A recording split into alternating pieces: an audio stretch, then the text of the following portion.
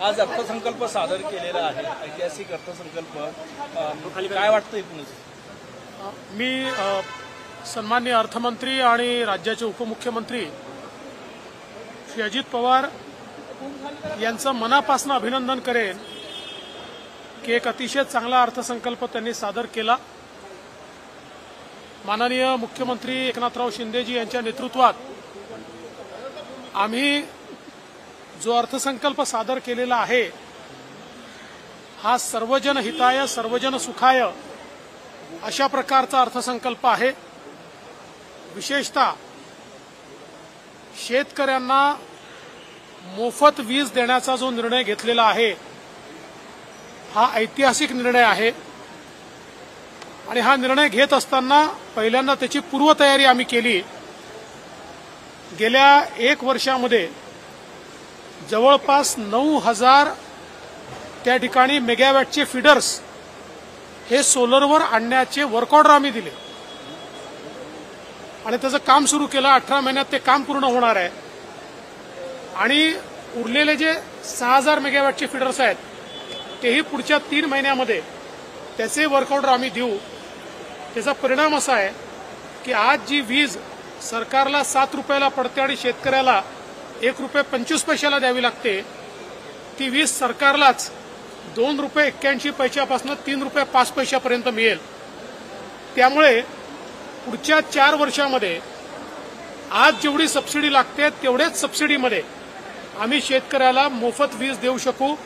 Additional भार येणार नाही, फक्त 2-2.5 वर्ष हा ऍडिशनल भार आमच्यावर थोड्या प्रमाणात येणार आहे। यासोबत शेतकऱ्यांना आम्ही जे कबूल केलं होतं की कापसाचे आणि सोयाबीनचे जे भाव कमी झाले त्यामुळे जे नुकसान झालं होतं त्या संदर्भात या 4,500 कोटी रुपये हे शेतकऱ्यांना भावांतराच्या अंतर्गत देण्याचा निर्णय आम्ही या ठिकाणी केलेला आहे।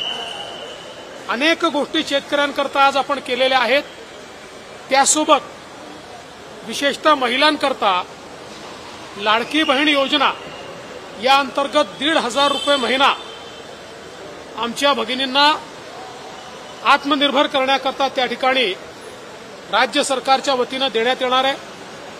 आमच्या मुलींना उच्च शिक्षण पूर्णपणे मोफत देण्याचा निर्णय हा देखील आज राज्य सरकारने घेतलेला आहे। यापूर्वीच महिलांना एसटीची सवलत आम्ही दिलेली आहे। घरी मुलगी जन्माला आली तर 18व्या वर्षी तिला 1,00,000 रुपये मिळतील अशी व्यवस्था आपण केलेली आहे। बचत गटाचा जो काही फंड आहे रिव्हॉल्व्हिंग फंड तो वाढवण्याचा निर्णय आपण त्या ठिकाणी घेतलेला आहे। वेगवेगळ्या निर्णयांच्या माध्यमातून महिलांना आपण मदत करतो आणि त्यासोबत 3 सिलेंडर वर्षाला हे मोफत देण्याचा निर्णय देखील आपण घेतलेला आहे, ज्याचं स्वागत महिलांनी मोठ्या प्रमाणात केलं आहे। आमची जी युवा शक्ती आहे या युवा शक्तीला त्यांनी शिक्षण घेतल्यानंतर त्यांना एक्सपिरियन्स नाही म्हणून नोकरी नाही अशी अवस्था येते आणि म्हणून त्यांना जे लोक अप्रेंटिस ठेवतील त्यांच्या पगाराला 10,000 रुपये महिन्याला राज्य सरकार देणार आहे। त्यामुळे त्या अप्रेंटिसमध्ये त्यांना पगार राज्य सरकार देईल, ते त्या ठिकाणी ट्रेनिंग घेतील, एकतर तिथेच नोकरी करतील किंवा त्या एक्सपिरियन्सच्या भरोशावर दुसरीकडे नोकरी किंवा स्वतःचा व्यवसाय करू शकतील। अशा प्रकारचा युवांना 10 लाख युवांकरता ही व्यवस्था राज्य सरकारने आज या ठिकाणी केलेली आहे।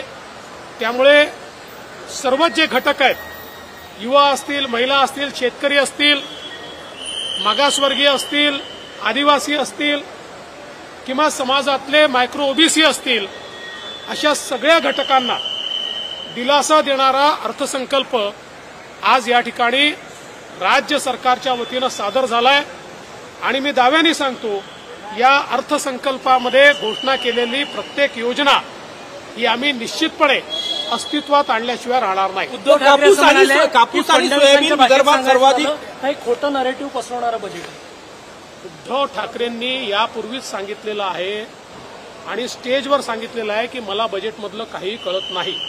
त्यामुळे ही कबुली दिल्यानंतर त्यांना उत्तर देण्याचं काही कारण आहे का? हो, कापूस आणि सोयाबीन उत्पादक विदर्भात सर्वाधिक आहे. गेल्या काही दिवसात अडचणीत होते. त्यांना याच्यामुळे खरंच मदत कधीपासून होईल? नाही, त्यांना आता लगेच आम्ही ती मदत करणार आहोत. त्यांच्या अकाउंटला थेट ते पैसे आम्ही जमा करणार आहोत. हा निर्णय आम्ही कॅबिनेटमध्ये पूर्वीच घेतला होता, परंतु त्यानंतर 3च दिवसात आचारसंहिता लागल्यामुळे आम्हाला सेशन घेता आलं नाही आणि तरतूद करता आली नाही. म्हणून आता सेशन आल्यावर तरतूद करण्यात आलेली आहे आणि हा पैसा कापूस आणि सोयाबीन उत्पादक शेतकऱ्याला आम्ही देतो. दुधाच्या शेतकऱ्यालाही 5 रुपये प्रति लिटर देण्याचा निर्णय आम्ही घेतला. निधीची तरतूद कुठून करणार? कधीपर्यंत मिळणार? 25% रक्कम त्यांना मिळाली नाही, जवळपास आता माझ्या माहितीप्रमाणे 7,000 कोटी रुपयापर्यंत आता मदत ही आपण त्या ठिकाणी दिलेली आहे किंवा ती खात्यांमध्ये चाललेली आहे. अजून 1,000 कोटी रुपयाची जी काही मदत आहे त्याच्यात काही दावे डिस्प्यूट केंद्रापर्यंत गेलेले आहेत, कारण त्याची केंद्राची पण कमिटी असते, तिथपर्यंत गेले आहेत.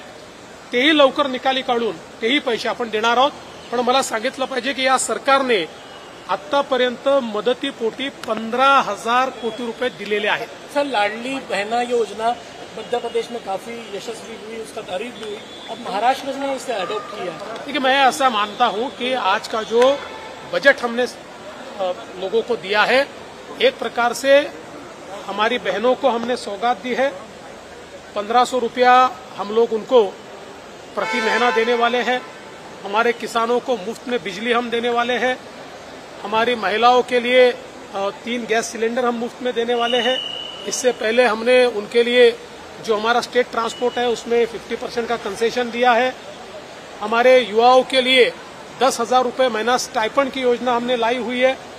समाज के सारे घटकों के लिए इस बजट ने एक प्रकार से खुशी लाई है और मुझे बहुत इस बात की खुशी है कि एक अच्छा बजट हमारे मुख्यमंत्री जी और अर्थमंत्री जी ने दिया है.